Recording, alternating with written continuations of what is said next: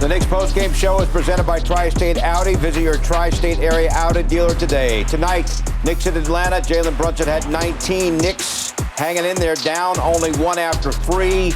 But Atlanta began the fourth quarter on a 16-1 run. Dejounte Murray had 29. All told, Atlanta outscored the Knicks in the fourth quarter 37-23. And Atlanta wins going away, beating the Knicks tonight. Final score, 139-124. Great to have you with us from our Delta MSG studios. Bill Pito along with Alan Hahn and Wally Zerbiak. We began the night talking about the absence of Mitch Robinson, and we begin the postgame show talking about the absence of Mitchell Robinson. Guys, when he missed the OKC game, the Knicks gave up a season-high 143 points. Didn't play tonight. Second most points allowed by the Knicks in a single game this year. In that game, they give up 66 points in the paint, if I'm not mistaken. And so in this game, 62 points in the paint as well. So that I talked about how the stat to watch is three-point shooting. Forget it. All right, I was off on that one. It was all in the paint because without Mitchell Robinson, they were also going into the paint and scoring at will. The Knicks only had 3 block shots in this game. Can anybody guess?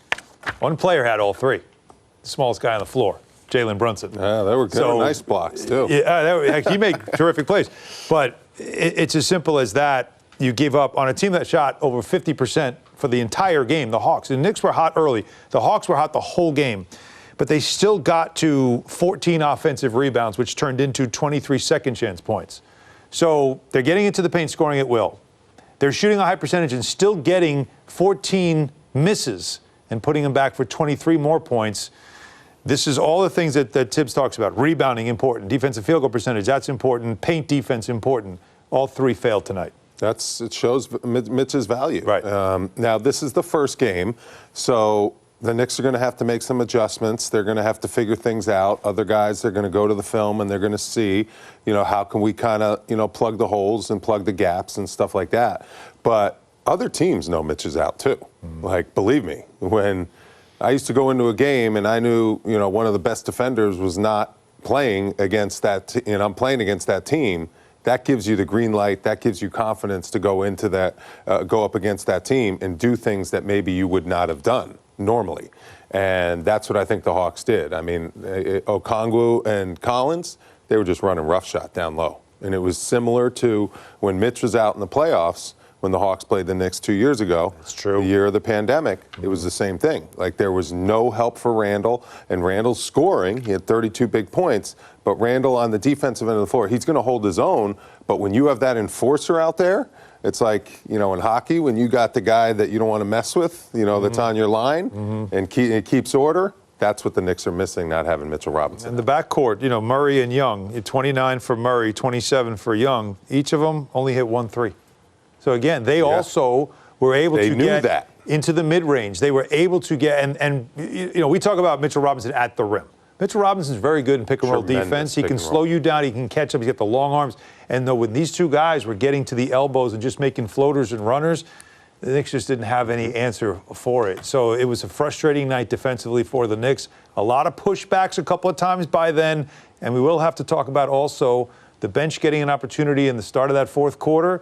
Were not able to get it done to keep that game. The game got away from them when the bench was in. We're watching the game, and the Knicks shoot 71.4% from the floor in the first half. Their best first half shooting percentage since 2005, yet they're only up 3. That was a little bit of a red flag. Yep, huge. Knicks, though, withstood a 16-1 run against in the third quarter because Randle was excellent, but they could not overcome, Wally, the fourth quarter when the Hawks started on a 16-1 run. Well, listen, I give the guys a lot of credit. I mean, they're laying it all out there on the line. The way Randle fought to get his team back in the game just in that third quarter was tremendous. But I just think a little bit, you can see it on these guys' faces. They're running out of gas a little bit in the fourth quarter, emotionally, first and foremost, because, these teams are good that they're playing against. And, they're healthy. The first two are McBride, right? Smaller defender, bigger defenders. Murray went at him, and then Collins got him. Yeah, but that's just a mismatch. That's going to happen. I mean, that's a tough shot, Alan. This is a good team. I mean, this team, when they're healthy and complete,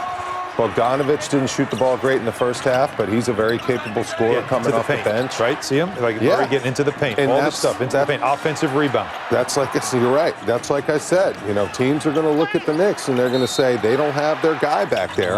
We can get into the paint. We can get floaters. Like does that impact the strategy of an individual player? Absolutely. Like Mitch isn't there. Yes. I'm going to the basket. Oh, no question. No question. I mean, your coaches are smart. They know the Knicks are very familiar with the Hawks. The Hawks are very familiar with the Knicks.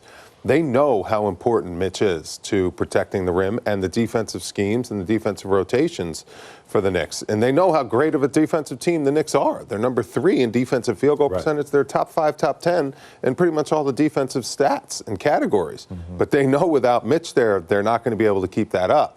So that's why the Hawks played the way they did, and you know they were really good offensively. Yeah, and the Hawks didn't really put they didn't compete well defensively. And you know Nate McMillan probably got into it with them at halftime. So the Knicks were offensively also in a great flow. So it was actually a fun game going up and down that first half.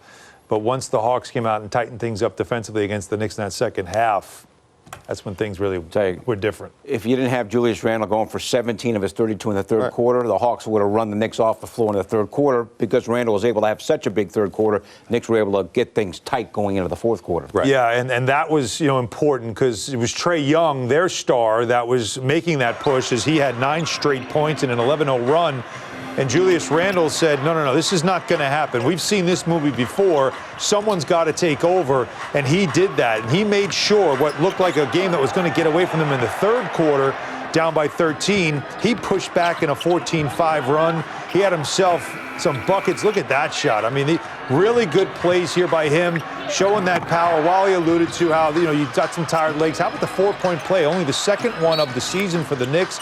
He knocks that one down, going strong to the basket, attacking, all the things that the Knicks needed. Someone had to show some energy. Julius Randle brought it there. And so you end the quarter where it was, 13-point lead, we're going to lose. It's a 1-point game going into the fourth quarter. So all Julius Randle's effort is to keep the Knicks in this game and have a chance to win it in the fourth. And also, it's not panic time for the Knicks. You know, they built up a little bit of a cushion, getting 5 games over 500. The teams that they're playing against are very good teams. Maybe you tinker with the lineup a little bit. You have some guys that aren't in the lineup that could help you possibly. We'll see if the rotation stays where it is. But you just got to make a few adjustments defensively. You got to get, Toppin, just watching some film, seeing, what's going on defensively. Sims, to start the games, you have to have a different aggressiveness when you come off the bench.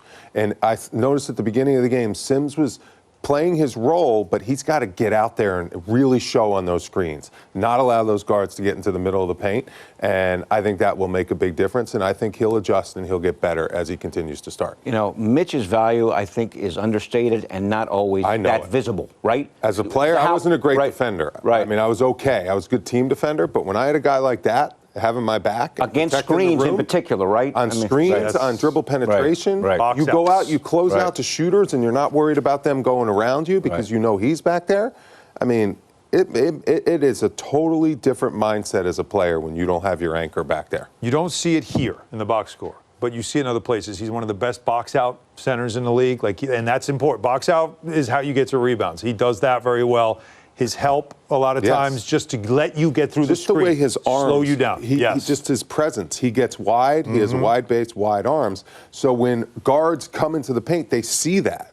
They see his arms out there. They see him lurking, and they're not as aggressive when they get in there. And they can't make passes that maybe they can now when he's not out there. So, but I think Jericho and Isaiah, they'll start figuring it out. This was only the first game, and the Hawks played great. So no Mitch. Randle had 9 rebounds. Mitch Robinson boxing out helps Randle get rebounds. Totally. So, all right.